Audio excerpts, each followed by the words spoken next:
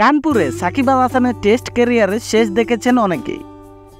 ভারতে এই সাকিবের শেষ কিনা এবার তা নিয়ে কথা বললেন ধারাভাষ্যে থাকা তামিম ইকবালও।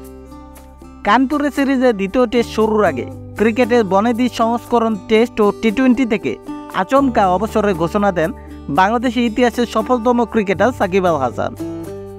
দেশের মাটিতে আসন্ন দক্ষিণ আফ্রিকার বিপক্ষে সিরিজে ক্যারিয়ারের শেষ টেস্ট খেলার ইচ্ছা প্রকাশ করেন টাইগার এই অলরাউন্ডার।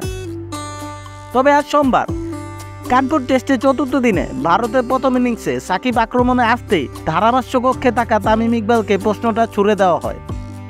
সতীর্থ এক ধারাভাষ্যকার জানতে চান, এটাই সাকিবের শেষ টেস্ট কিনা।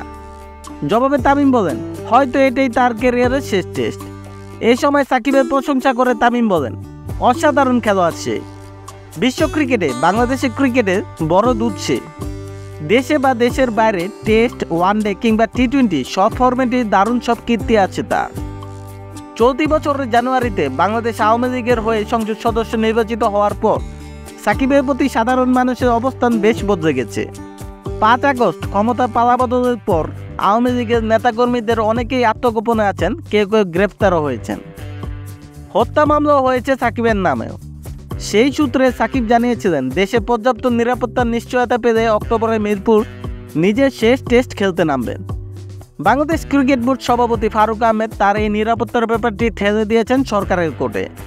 তিনি বলেছেন, সাকিবের ব্যক্তিগত নিরাপত্তার বিষয়টি বোর্ড দেখবে না। এরপর সাকিবের নিরাপত্তা ইস্যুতে কথা বলেছেন অন্তর্বর্তী সরকারের যুব ও ক্রীড়া উপদেষ্টা আসিফ মাহমুদও। নিজের ভেরিফাইড ফেসবুক পেজে যুব ও ক্রীড়া উপদেষ্টা বলেছেন, খেলোয়াড় সাকিবের যথাযথ নিরাপত্তা নিশ্চিত করাই আছে।